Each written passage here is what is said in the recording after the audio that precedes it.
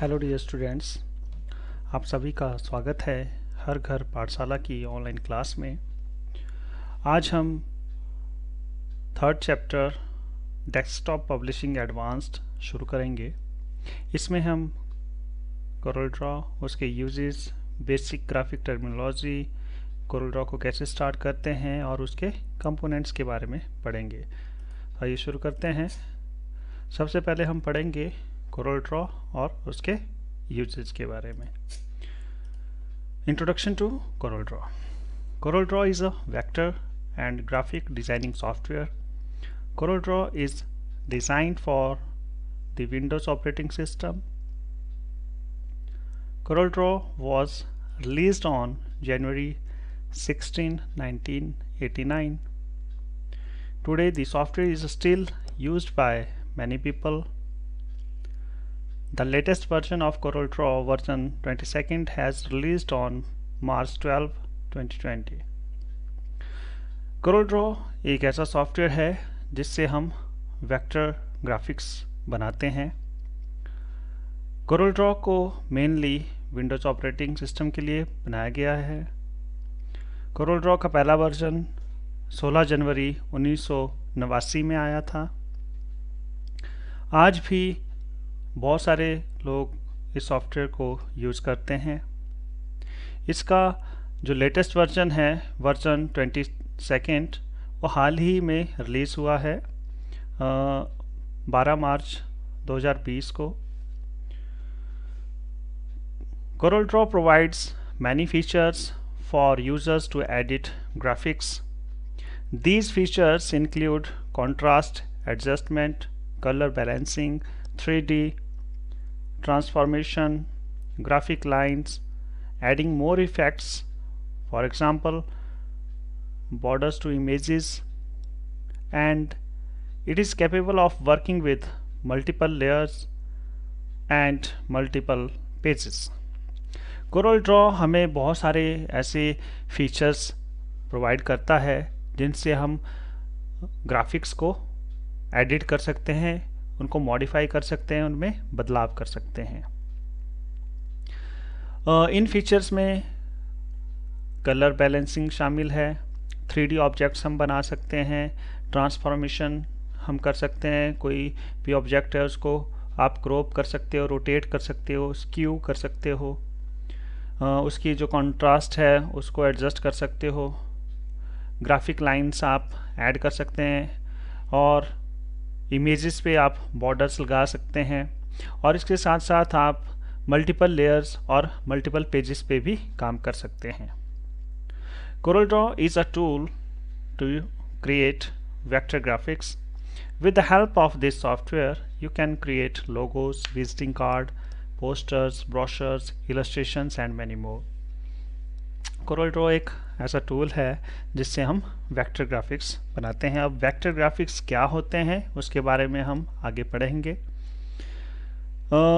CorelDRAW की सहायता से हम किसी स्कूल, कॉलेज या किसी कंपनी का, किसी ब्रांड का लोगो डिज़ाइन कर सकते हैं। हम विजिटिंग कार्ड्स बना सकते हैं। कोई पोस्टर तैयार करना है तो वो भी हम इसमें बना सकते हैं। ब्रोशर्स, कोई स्कूल कॉलेज के कोई ब्रोशर है या किसी प्रोडक्ट का कोई ब्रोशर है, उसके लिए हम ब्रोशर्स तैयार कर सकते हैं। और भी बहुत सारे जो चित्र हैं अलग अलग तरह के, उनको हम CorelDRAW में बना सकते हैं। Next is uses of CorelDRAW। कहाँ पे हम इसको यूज करते हैं? अगर हमने वेक्टर बेस्ड इमेजेस और चित्र बनाने हैं तो हम CorelDRAW का यूज करते हैं। लोगोस हमने तैयार करने हैं तो हम CorelDRAW में बनाते हैं। Business cards and invitation cards, कोई भी आपने बिजनेस कार्ड बनाना है या कोई इनविटेशन कार्ड बनाना है तो वो हम CorelDRAW में बना सकते हैं। बार कोड्स जो हैं वो वर्टिकल लाइंस होती हैं। अगर आप कोई भी प्रोडक्ट लेते हैं मार्केट से तो उनमें वर्टिकल लाइंस का एक सेट होता है। कुछ वर्टिकल लाइंस की थिकनेस ज़्यादा होती है, किसी की कम होती है, तो ये उस प्रोडक्ट की जो आइडेंटिटी है वो इससे हो जाती है। जब हम बारकोड रीडर से उसको स्कैन करते हैं तो एकदम से पूरी डिटेल उसकी आ जाती है। तो बारकोड्स हम कोरल ड्रॉ में बना सकते हैं। पैम्पलेट्स और ब्रोशर्स भी हम बना सकते हैं। जैसे मैंने आपको बताया कि कोई भी स्कूल कॉलेज के लिए हम ब्रोशर बना सकते हैं, या कोई कंपनी है वो अपने प्रोडक्ट सेल करना चाहती है, उसके वो ब्रोशर बना सकते हैं उसके लिए। ठीक है, तो नेक्स्ट है फ्लैक्स एंड बैनर्स। फ्लैक्स और बैनर्स जो हैं बहुत ज़्यादा कोरल ड्रॉ के अंदर बनते हैं। आपने देखा होगा कि जब आप बाई रोड ट्रैवल करते हैं तो रोड साइड पे आपको बड़े बड़े पोस्टर्स, बड़े बड़े बैनर्स दिखते हैं।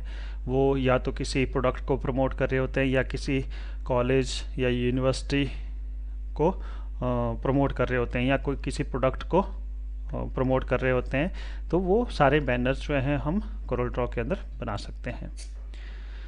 Next is basic graphic terminology. Basic graphic terminology में हम पढ़ेंगे bitmap images, vector images, pixel और पीपीआई। पीपीआई मीन्स पिक्सल पर इंच के बारे में।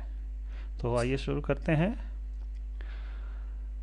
In the computer world there are a lot of different ways to store an image. These different ways of storing are called file format or image file types. There are many types of image files such as .jpg, .png, .gif, etc. Computer की अगर हम बात करें तो बहुत सारे अलग अलग तरीके हैं जिनसे हम इमेज को स्टोर कर सकते हैं। ये जो अलग अलग तरीके हैं स्टोर करने के, इनको हम कहते हैं फाइल फॉर्मेट या इमेज फाइल टाइप्स। बहुत सारे इमेज फाइल टाइप्स हैं जैसे कि .jpg, .png, .gif इत्यादि। However, no matter what file type you use, every picture on a computer can be classified as either a bitmap or vector image. हालांकि इससे कोई फ़र्क नहीं पड़ता कौन सा फाइल टाइप आप यूज़ करते हो। हर एक पिक्चर कंप्यूटर के अंदर वो या तो बिटमैप इमेज हो सकती है या वेक्टर इमेज हो सकती है। अब हम पढ़ेंगे बिटमैप इमेजेस के बारे में, फिर वेक्टर इमेजेस के बारे में, पिक्सल के बारे में और पिक्सल्स पर इंच के बारे में। तो सबसे पहले हम पढ़ेंगे बिटमैप इमेजेस के बारे में। Bitmap images are made up of tiny dots on the computer screen.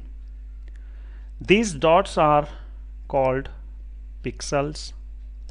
छोटे छोटे डॉट्स होते हैं कंप्यूटर स्क्रीन पे, ठीक है। तो हमारी जो बिटमैप इमेज होती है वो उन छोटे छोटे डॉट्स से बनती है और इन छोटे छोटे डॉट्स को हम कहते हैं pixels. Bitmaps are made up of rows and columns of these pixels that come together to form a picture. Bitmaps जो हैं रो और कॉलम्स में जब ये पिक्सल्स होते हैं उनसे बनती है। जब ये इकट्ठे साथ में आते हैं तो एक पिक्चर को बनाते हैं। The most images found on the web or taken by digital camera are bitmap images. जितनी भी इमेजेस आपको इंटरनेट पे मिलती है या आप अपने डिजिटल कैमरा से कोई भी फ़ोटो क्लिक करते हैं, तो जब आप उनको अपने सिस्टम पे ट्रांसफ़र करते हैं कंप्यूटर सिस्टम पे, तो आप देखेंगे कि वो जो है .jpg फाइल में होती है। तो ये इमेजेस बिटमैप इमेजेस होती हैं। The resolution of a bitmap image is measured in the number of pixels per inch. Bitmap image की जो क्वालिटी है वो कितनी अच्छी है या उसकी क्वालिटी इतनी अच्छी नहीं है, उसको मेजर करते हैं हम नंबर ऑफ पिक्सल्स पर इंच से। जितनी ज़्यादा पीपीआई की वैल्यू होगी उतनी अच्छी आपकी पिक्चर की क्वालिटी होगी। जितनी कम उसकी पीपीआई वैल्यू होगी उतनी ही अच्छी उसकी क्वालिटी नहीं होगी। ये कुछ एग्जांपल्स हैं बिटमैप इमेजेस के। TIFF tagged images file format, JPEG Joint Picture Expert Group, PSD Photoshop Document, GIF Graphics Interchange Format, PNG Portable Network Graphics। साथ में इसकी एक्सटेंशन दी हुई हैं। जब भी आप किसी इमेज को चेक करेंगे तो उसके जब आप प्रॉपर्टीज चेक करेंगे तो उसकी आपको फाइल एक्सटेंशन आपको मिल जाएगी। ये मैं आपको जब वीडियो के लास्ट में आपको दिखाऊंगा किस तरह हम फाइल एक्सटेंशंस को चेक करते हैं। Next is vector images. Vector images are made up of many geometric objects. Each of these objects can be defined by mathematical statements and has individual properties assigned to it, such as color, fill, and outline. As a result, they can be enlarged with no loss of quality. Vector images जो हैं अलग अलग geometric objects से बनती है। Geometric objects में आपके rectangle भी आ सकते हैं, सर्कल भी आ सकते हैं, ट्रायंगल भी आ सकते हैं, स्टार्स भी आ सकते हैं और भी अलग तरह की शेप्स आ सकती हैं।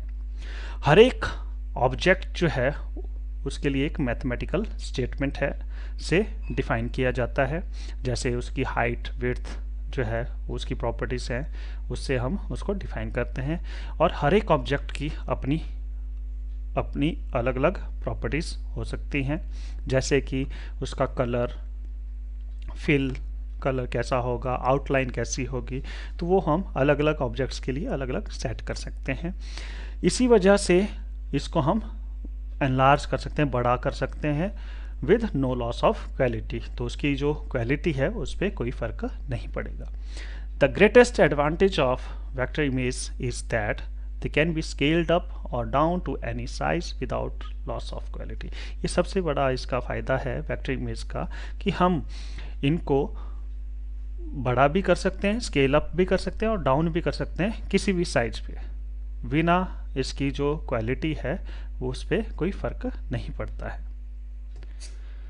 ये कुछ एग्जांपल्स हैं वेक्टर इमेजेस के। Encapsulated PostScript, adobe Illustrator, Corel Draw, Scalable Vector Graphics, Portable Document Format, साथ में इसके फाइल फॉर्मेट्स हैं, फाइल एक्सटेंशंस हैं। तो ये जो भी फाइल एक्सटेंशन है वो डॉट से स्टार्ट होते ही उसमें उसके आगे 3 या 4 मैक्सिमम 3 या 4 कैरेक्टर्स हो सकते हैं। तो यहाँ पे 2 से 3 या 4 तक कैरेक्टर्स फाइल एक्सटेंशन में हो सकते हैं। Next is pixel. A pixel is a single square on the computer screen. Depending upon your screen resolution, your screen probably has hundreds or thousands of pixels। Pixel एक छोटा सा square है computer screen के ऊपर। जैसे हमने पढ़ा था कि छोटे छोटे डॉट्स हैं, वो डॉट्स जो हैं जब आपको उसको जूम करेंगे तो आपको पिक्सल आपको दिखेंगे, स्क्वायर की फॉर्म में दिखेंगे। ठीक है, तो जो भी आपकी स्क्रीन की रेजोल्यूशन है उसके ऊपर डिपेंड करेगा कि उसमें नंबर ऑफ पिक्सल्स कितने हैं। For example, the most common screen resolution currently is 1024 into 768, which comes out to 7,86,432 pixels. उदाहरण के लिए जो है जो ये सबसे ज़्यादा कॉमन रेजोल्यूशन यूज़ होती है, जैसे पुराने कंप्यूटर्स भी हैं उनमें, वो 1024 उसकी विड्थ होती है और उसकी जो हाइट होती है वो 768 होती है। और इस रेजोल्यूशन में टोटल 7,86,432 पिक्सल्स होते हैं। आजकल जो लेटेस्ट कंप्यूटर हम यूज़ करते हैं उसमें रेजोल्यूशन ज़्यादा होती है, तो उसके अकॉर्डिंग उसके जो नंबर ऑफ पिक्सल्स हैं वो भी ज़्यादा होंगे। नेक्स्ट इज पिक्सल्स पर inch. PPI stands for pixels per inch, the standard unit of measurement for computer graphics, sometimes also known as DPI, dots per inch। Pixel जो है ये PPI को हम पिक्सल पर इंच कहते हैं। ये एक स्टैंडर्ड यूनिट है कंप्यूटर के ग्राफिक को मेजर करने का, और इसको कभी कभी हम डॉट्स पर इंच भी कहते हैं। Typically 150 ppi is sufficient for printing on a laser printer.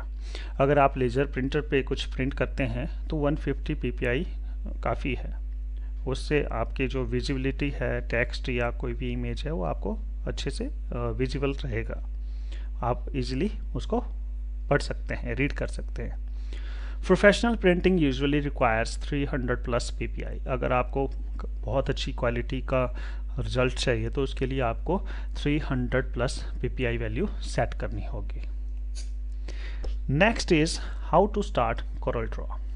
कैसे हम कोरल ड्रॉ को स्टार्ट करते हैं, तो इसके स्टेप्स हैं। फर्स्ट, टास्क बार में आपने स्टार्ट बटन पे क्लिक करना है। The start menu will appear, आपके पास स्टार्ट मेन्यू खुल जाएगा। Click on all programmes, Corel Draw, graphic sweet और देन कोरल ड्रॉ। इसका मैं आपको लाइव डेमो बाद में दिखाऊंगा कैसे हम इसको ओपन करते हैं। जैसे आप कोरल ड्रॉ पे क्लिक करेंगे ऑल प्रोग्राम्स में, तो कोरल ड्रॉ का एक एप्लीकेशन विंडो खुलेगा, उसके अंदर एक ओपनिंग डायलॉग विंडो खुलेगा जो आपको इस तरह से दिखेगा। सबसे पहली ऑप्शन है न्यू ग्राफिक की। यहाँ पे आप कोई भी नई ड्राइंग बनाना चाहते हैं तो यहाँ पे क्लिक करेंगे। नेक्स्ट है, अगर आपने कोई ड्राइंग बनाई है अभी कुछ टाइम पहले, उसको आपने ओपन करना है तो आप यहाँ पे क्लिक करेंगे। ओपन ग्राफिक पे आप तब क्लिक करेंगे अगर आपने अपनी कोई पुरानी ड्राइंग है उसको ओपन करना है। टेम्पलेट पे आप तब क्लिक करेंगे अगर आपने कोई पहले से एक टेम्पलेट डिज़ाइन बना हुआ है उसको यूज़ करना चाहते हैं। यहाँ पे आपको ऑफलाइन और ऑनलाइन ट्यूटोरियल्स मिलेंगे कि कैसे हम कोरल ड्रॉ के टूल्स को यूज़ करेंगे। यहाँ पे आपको जो नया क्या है कोरल ड्रॉ के अंदर वो आपको यहाँ पे मिलेगा। तो नेक्स्ट स्टेप है कि अगर आप न्यू ऑप्शन पे क्लिक करते हैं तो न्यू ड्राइंग ओपन होगी। फिफ्थ जो है वो है नेक्स्ट जो स्टेप है वो है, अगर आप ओपन ऑप्शन पे क्लिक करते हैं तो जो ऑलरेडी आपने कोई एग्जिस्टिंग ड्राइंग है जो आपने पहले बनाई है उसको ओपन करना चाहते हैं तो आप ओपन ऑप्शन पे क्लिक करेंगे। Corel Draw application window will appear on the screen. आपके सामने अब एप्लीकेशन विंडो ओपन होगी, तो इस तरह से आपको दिखेगी। उसके जो कंपोनेंट्स हैं उनके बारे में हम साथ में पढ़ेंगे। तो ये आपके पास एप्लीकेशन विंडो खुलेगी। अब इसके जो अलग अलग कंपोनेंट्स हैं वो क्या हैं, सबसे पहले आता है टाइटल बार। सबसे ऊपर आपको टाइटल बार दिखेगी जहाँ पे आपके 3 बटन्स होते हैं, क्लोज, मिनिमाइज और मैक्सिमाइज। ये आप देख रहे होंगे कि यहाँ पे आपको ये ग्राफिक 2 जो है ये इस ड्राइंग का नाम है और उसके साथ जो एप्लीकेशन हम यूज़ करते हैं उसका नाम यहाँ पे आता है। नेक्स्ट है मेन्यू बार। नेक्स्ट है स्टैंडर्ड टूल बार। ये प्रॉपर्टी बार है, ये रूलर बार है, ये आपका टूल बॉक्स है यहाँ पे। उसके बाद ये डॉकर है, यहाँ पे ड्राइंग पेज है। ये जो रेक्टेंगल के बाहर वाला जो एरिया है इसको हम ड्राइंग विंडो कहते हैं। ये डॉक्यूमेंट नेविगेटर है, आप इसमें एक से ज़्यादा पेजेस ऐड कर सकते हैं जैसे हमने पहले ही पढ़ा था। तो जो आपको प्लस का साइन दिखाई दे रहा है यहाँ से पेजेस ऐड कर सकते हैं। और इसके साथ जो है डॉक्यूमेंट का नेविगेटर है, यहाँ पे इस बटन पे आप क्लिक करेंगे तो दूसरे पेजेस पे मूव कर सकते हैं। ये लास्ट में स्टेटस बार है। देखिए हमने एक ऑब्जेक्ट लिया है रेक्टेंगल का, तो ये क्या कर रहा है, स्टेटस बार में उसकी जो हाइट और विड्थ है वो यहाँ पे दिखा रहा है और वो उसकी लोकेशन भी दिखा रहा है कि कहाँ पे ये किस जगह पे है ड्राइंग पेज में, और ये भी बता रहा है कि किस लेयर पे है। तो ये अभी लेयर 1 पे है और इसका कलर भी बता रहा है कि कलर क्या है, ब्लू कलर का है। ये यहाँ पे नेविगेटर यहाँ पे है, यहाँ पे इसको नेविगेटर कहते हैं। या अगर आपने अपने किसी पेज में मूव करना है ऊपर नीचे, अगर उसको आपने उसका जूम लेवल बढ़ा रखा है तो एक कोने से दूसरे कोने पे अगर आपने जाना है एक ही पेज में, तो आप नेविगेटर से आप जा सकते हैं। ये कलर पैलेट्स हैं, यहाँ पे अलग अलग तरह के कलर्स अवेलेबल रहते हैं, जो भी आप उसमें फिल करना चाहते हैं ऑब्जेक्ट में, तो यहाँ से सिलेक्ट कर सकते हैं। अब हम थोड़ा डिटेल में पढ़ेंगे कंपोनेंट्स के बारे में। सबसे पहले है title bar. It display the name of program and name of the open file.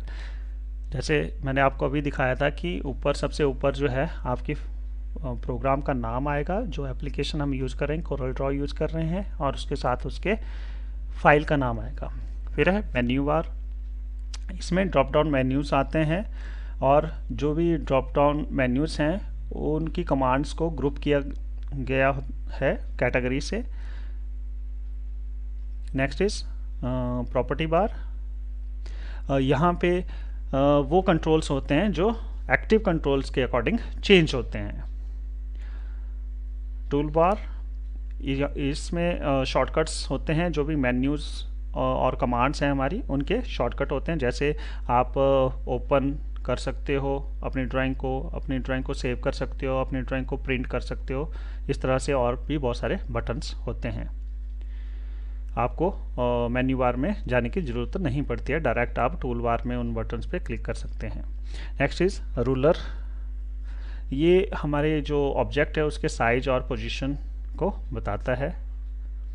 Tool box, इसमें बहुत सारे टूल्स होते हैं जिनसे हम ऑब्जेक्ट्स को क्रिएट भी कर सकते हैं, उनमें फिल भी कर सकते हैं, उनको मॉडिफाई भी कर सकते हैं। ड्राइंग विंडो, ये वो एरिया होता है जो ड्राइंग पेज के बाहर आपको दिखता है। जो रेक्टेंगल आपको वाइट कलर की रेक्टेंगल दिखाई दे रही थी, उसके बाहर वाला जो एरिया है वो ड्राइंग विंडो होता है। ड्राइंग पेज क्या होता है? जो ड्राइंग विंडो के अंदर जो आपको रेक्टेंगुलर एरिया दिखाई देता है वो ड्राइंग पेज होता है। कलर पैलेट, इसमें अलग अलग कलर्स के स्वेचेस आपको दिखेंगे, वहाँ से आप कोई भी कलर सिलेक्ट कर सकते हैं। Status bar, it display information about the properties of an object such as type, size, colour and fill. Status bar में अभी मैंने आपको दिखाया था, एक रेक्टेंगल ऑब्जेक्ट हमने लिया था, तो उसका टाइप बता रहा था कि रेक्टेंगल है, साइज, हाइट और विड्थ वो बता रहा था, कलर क्या यूज़ किया है हमने वो भी उसमें बताया जा रहा था। Next is document navigator. Document navigator में हम पेजेस को ऐड भी कर सकते हैं और एक पेज से दूसरे पेज में मूव भी कर सकते हैं एक ही ड्राइंग के अंदर। Dockers display the same types of controls as a dialog box such as command, buttons, options and list. ये वही ऑप्शंस आपको दिखाएगा जैसे अगर किसी कंट्रोल के लिए कोई डायलॉग बॉक्स खुलता है तो जो उस डायलॉग बॉक्स में कंट्रोल्स होते हैं वो सारे आपको डॉकर्स में दिखाई देते हैं, जैसे कि कोई कमांड बटन है, कोई ऑप्शन है या कोई लिस्ट बॉक्स है। Last is navigator. नेविगेटर हम तब यूज करते हैं अगर हमने पेज में एक कोने से दूसरे कोने पे जाना है, अगर उसको हमने उसका जूम लेवल बढ़ा रखा है। Next is live demo. अभी तक जो भी हमने पढ़ा है, कैसे हम कोरल ड्रॉ को स्टार्ट करते हैं, क्या उसके अलग अलग कंपोनेंट्स हैं, उनका हम अब लाइव डेमो देखेंगे। तो आइए स्टार्ट करते हैं। सबसे पहले हम स्टार्ट बटन पे जाएंगे, उसके बाद ऑल प्रोग्राम्स पे जाएंगे, फिर कोरल ग्राफिक्स सूट 11 पे जाएंगे और कोरल ड्रॉ 11 पे क्लिक करेंगे। हमारे पास कोरल ड्रॉ की एप्लीकेशन विंडो ओपन हो जाएगी और उसके अंदर ओपनिंग डायलॉग बॉक्स दिखाई देगा। उसमें न्यू ऑप्शन पे हम तब क्लिक करेंगे अगर हमने न्यू ड्राइंग बनानी है using blank page. Open last edited पे हम तब क्लिक करेंगे अगर हमने हमने सॉफ्टवेयर को क्लोज करने से पहले कोई ड्राइंग सेव की है उसको ही हम ओपन करना चाहते हैं, तब हम यहाँ पे क्लिक करेंगे। ओपन ग्राफिक्स पे हम तब क्लिक करेंगे अगर हमने कोई अपनी पुरानी ड्राइंग है उसको ओपन करना है। टेम्पलेट ऑप्शन पे हम तब क्लिक करेंगे अगर हमने कोई पहले से कोई डिज़ाइन बना है ड्राइंग का, उसको यूज़ करना है। कोरल ट्यूटोरियल हम तब यूज़ करेंगे अगर हमने किसी टूल के बारे में सीखना है कि उसको कैसे यूज़ करते हैं। तो इसके लिए दोनों ऑप्शंस अवेलेबल हैं, ऑनलाइन भी और ऑफलाइन भी। न्यू व्हाट्स न्यू में हम तब क्लिक करेंगे अगर हमने देखना है कि जो भी नए फीचर्स जो हैं इस सॉफ्टवेयर के अंदर आए हैं उनके बारे में अगर हमने पढ़ना है तो व्हाट्स न्यू पे हम क्लिक करेंगे। तो अब हम न्यू ग्राफिक्स पे क्लिक करते हैं तो ये हमारे पास ब्लैंक ड्राइंग पेज ओपन हो गया है। तो इसके कंपोनेंट्स के बारे में अब हम देख लेते हैं। सबसे पहले टाइटल बार में एप्लीकेशन का नाम आता है और उस ड्राइंग का नाम आता है और इसमें मिनिमाइज, मैक्सिमाइज और क्लोज बटन होते हैं। फिर है मेन्यू बार में अलग अलग कमांड्स को कैटेगराइज किया होता है अलग अलग मेन्यू के साथ। उसके आगे फर्दर उसके सब मेन्यू आते हैं। तो ये इसके नीचे सब मेन्यू है, उसके आगे फर्दर उसका सब मेन्यू आता है। उसके बाद है स्टैंडर्ड टूल बार में वो बटन्स होते हैं जो हम कमांड्स जो हैं मेन्यू बार से एग्जीक्यूट करते हैं, जैसे open, new, save, print, cut, copy, paste, undo, redo, इस तरह के कमांड्स यहाँ पे हमारे पास अवेलेबल हैं। नेक्स्ट इज प्रॉपर्टी बार में कोई भी कंट्रोल अगर हमने टूल बॉक्स में सिलेक्ट किया है तो उससे रिलेटेड जो है वहाँ पे ऑप्शंस हमें दिखाई देती हैं। उस कंट्रोल की जितनी भी प्रॉपर्टीज़ हैं वो हमें प्रॉपर्टी बार में दिखाई देंगी। और ये है टूल बॉक्स। उसके बाद ये हमारी हॉरिजॉन्टल टूल बार है, ये वर्टिकल टूल बार है। ये जो आपको ब्लैंक स्पेस दिखाई दे रहा है ये इसको बोलते हैं ड्राइंग विंडो। और इस ब्लैंक स्पेस के अंदर ये जो रेक्टेंगुलर आपको स्पेस दिखाई दे रहा है, पेज दिखाई दे रहा है, इसको बोलते हैं हम ड्राइंग पेज। उसके बाद यहाँ पे है डॉक्यूमेंट नेविगेटर। यहाँ पे आप एक से ज़्यादा पेज ऐड कर सकते हैं और उनमें मूव भी कर सकते हैं ऐसे। ये स्क्रॉल बार है, यहाँ पे ये भी स्क्रॉल बार है। ये हमारे पास डॉकर है। डॉकर से अलग अलग तरह के डॉकर्स हो सकते हैं, जैसे ये इंसर्ट करैक्टर के लिए है तो यहाँ पे हम कोई भी करैक्टर जो है उसको इंसर्ट कर सकते हैं। ये हमारा कलर पैलेट है। कलर पैलेट से आप कोई भी कलर जो है ऑब्जेक्ट में फिल कर सकते हैं। तो देखते हैं, जैसे यहाँ पे एक रेक्टेंगुलर टूल मैं यूज़ कर लेता हूँ। यहाँ पे देखिए, अब आप देखेंगे नीचे सबसे लास्ट में स्टेटस बार होती है। स्टेटस बार में आपको ये बता रहा है कि ये रेक्टेंगल हमने ड्रॉ की है लेयर 1 पे और इसकी हाइट इतनी है, विड्थ इतनी है और कहाँ पे उसकी पोजीशन है। कलर इसमें अभी कुछ भी फिल नहीं किया है, तो उसको फिल करने के लिए सबसे पहले हमें इसको पिक टूल से सिलेक्ट करना पड़ेगा।